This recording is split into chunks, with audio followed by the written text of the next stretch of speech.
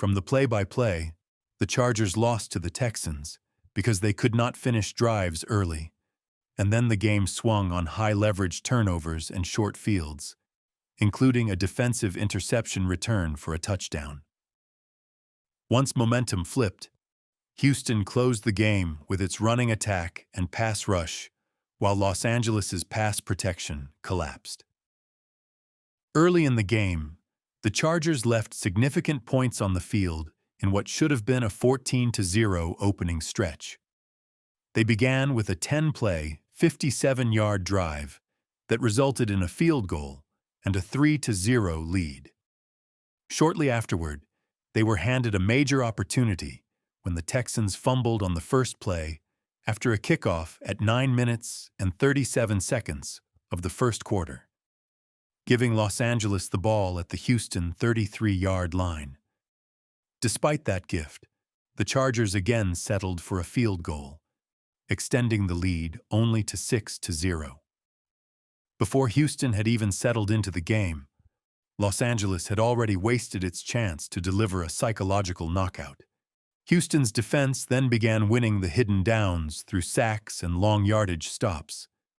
At 8 minutes and 10 seconds of the first quarter, Justin Herbert was sacked for a 9-yard loss, killing a promising drive that again ended in a field goal. Throughout the game, the Chargers repeatedly faced uncomfortable second and third and long situations after modest early down gains, leading to punts instead of sustained drives. The pattern continued at 3 minutes and 16 seconds of the third quarter, when Herbert was sacked for a 6-yard loss and the Chargers were forced to punt. Living in third and long situations capped the offense's ceiling at field goals and punts, rather than touchdowns. The middle of the game flipped on a critical turnover exchange that Los Angeles lost. At 11 minutes and 46 seconds of the second quarter, the Chargers intercepted C.J. Stroud, creating another prime scoring opportunity. On the very next snap, Herbert threw deep to Quentin Johnston, and the pass was intercepted at the Houston 10-yard line. Instead of potentially extending the lead to 10-0 or 13-0, Los Angeles handed the ball right back, producing a massive momentum and points swing. That momentum shift was compounded by a situational breakdown at the end of the first half. With 27 seconds remaining before halftime, Stroud scrambled for 27 yards, racing into Chargers territory and setting up a Houston field goal with 3 seconds left. Allowing a quarterback scramble of that magnitude in that situation is a classic situational defensive failure, and it cut the Chargers' edge to a 10-6 deficit at the break. The single biggest play of the game came early in the third quarter with an interception returned for a touchdown. At 13 seconds remaining in the third quarter, Herbert targeted Ladd McConkey, but the pass was intercepted by E. Murray and returned 38 yards for a touchdown. That play alone swung the score to 20-6. It was not just a turnover, but an instant 7 points combined with a massive emotional blow, forcing the Chargers into chase mode for the remainder of the game.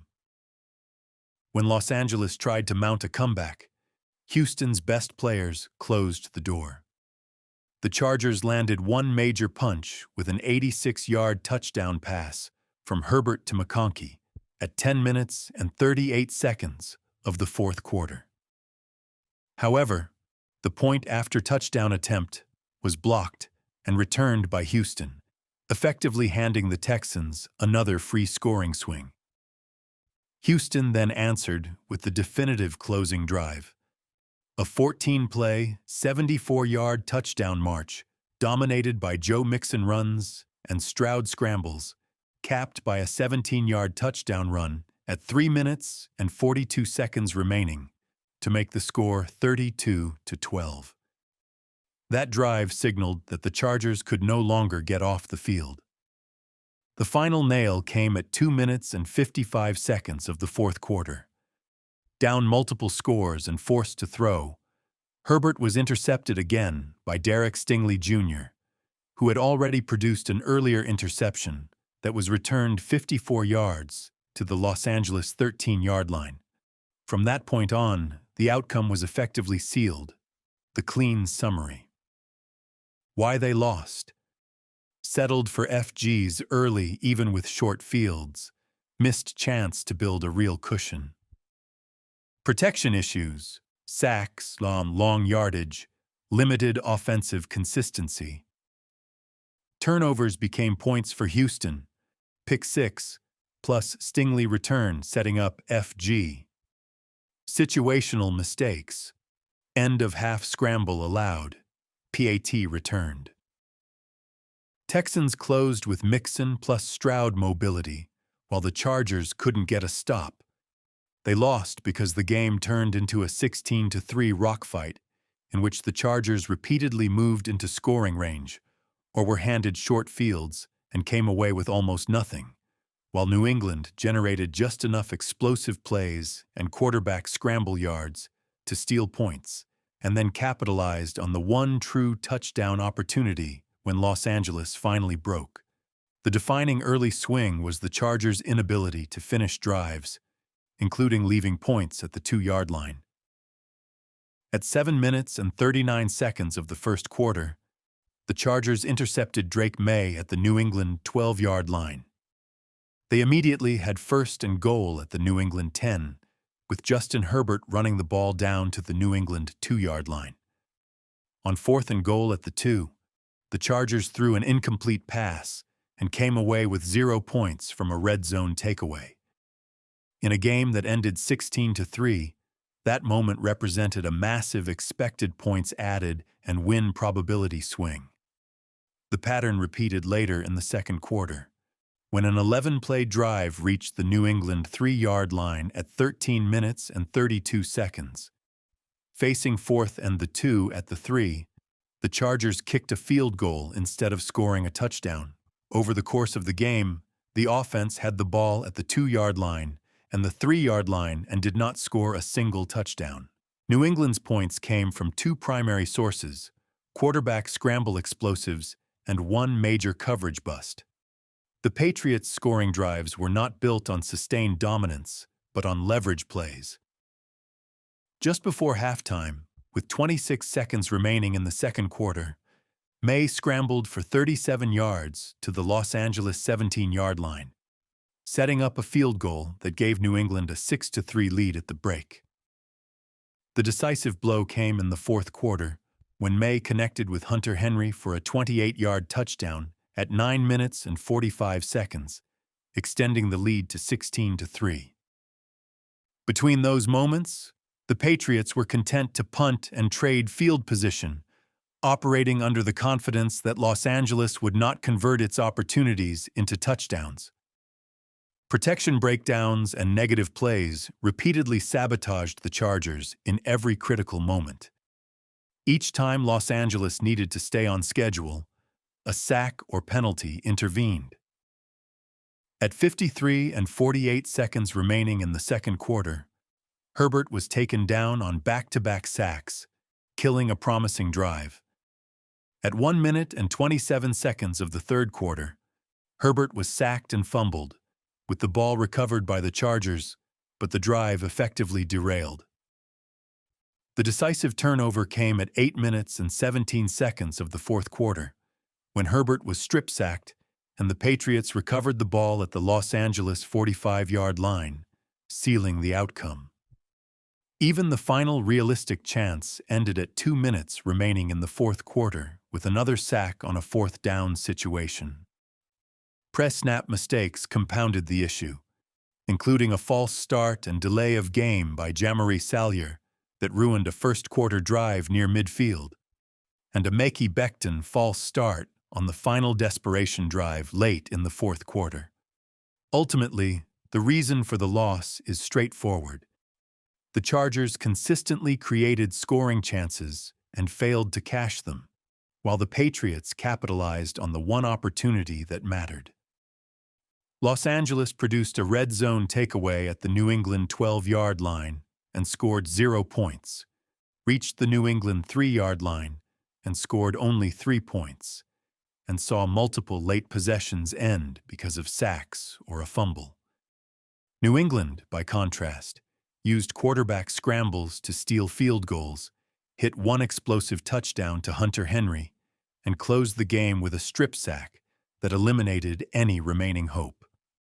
That is how a team loses 16-3 without ever being blown out in the traditional sense. Here are the major parallels across the Jaguars, Texans, and Patriots playoff losses based on the play-by-play evidence.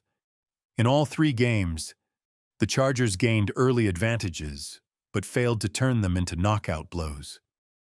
Against Jacksonville, they intercepted passes 4 times in the first half and recovered a muffed punt at the Jacksonville 6-yard line, yet led only 27-7 at halftime. Against Houston, they were gifted an early fumble that gave them the ball at the Houston 33-yard line and came away with a field goal instead of a touchdown. Against New England, they intercepted Drake May at the New England 12-yard line and scored 0 points after failing on 4th and goal at the 2-yard line, then later reached the New England 3-yard line and settled for a field goal. The common thread is that the Chargers repeatedly had game-breaking opportunities and came away with 3 points instead of 7, or no points at all. In the playoffs, that kind of inefficiency invites variance and keeps inferior or struggling opponents alive. Closely tied to that issue were persistent red zone and high-leverage finishing problems. Even when the offense moved the ball effectively, it did not finish drives with touchdowns. The Patriots game featured a goal-to-go failure and another red zone trip that ended in a field goal. The Jaguars game included multiple goal-to-go situations that resulted in field goals instead of touchdowns, while the Texans game had fewer traditional red zone snaps. The same theme applied. Chargers' drives ended in field goals or punts, while Houston's turnovers and short fields turned directly into points.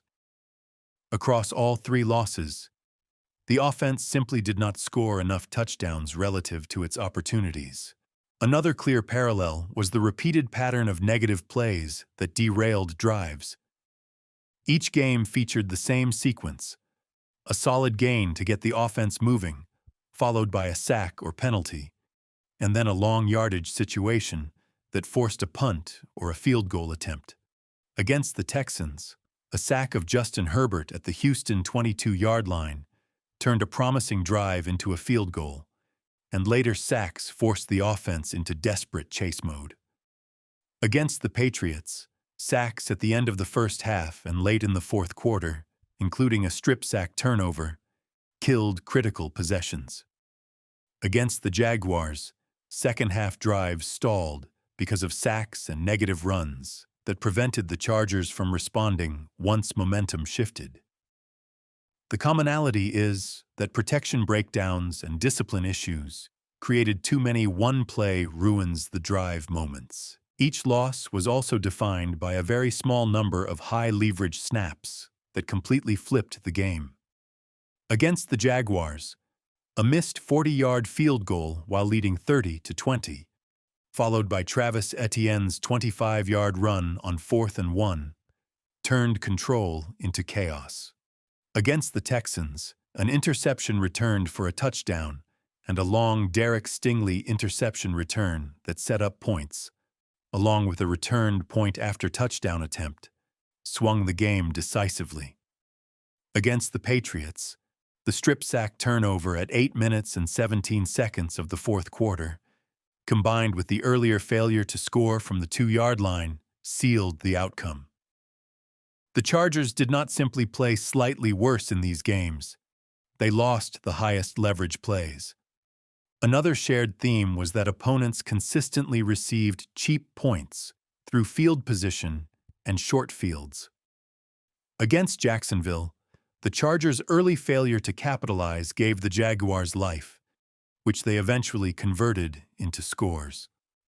Against Houston, a defensive touchdown and favorable return positions shortened the field repeatedly. Against New England, a late first-half quarterback scramble set up a field goal, and the strip sack at the Los Angeles 45-yard line effectively ended the game. In low-margin playoff games, the Chargers' opponents were able to score without needing to sustain flawless, long drives.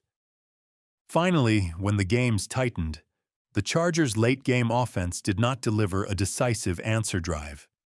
Against Jacksonville, the offense scored only 3 points after halftime. Against Houston, once the interception return for a touchdown occurred, the Chargers' comeback attempts were wildly volatile, featuring one explosive play surrounded by turnovers and sacks. Against New England, the final drive died on sacks, and the Chargers did not score a touchdown the entire game. When opponents changed the script, the Chargers lacked a reliable second-half counterpunch. Taken together, these losses follow the same pattern. The Chargers repeatedly wasted early short field and turnover opportunities, then lost a small set of high-leverage snaps, sacks, turnovers, missed kicks, and penalties that flipped field position, forced them into chase mode, and exposed an offense that could not execute cleanly without margin.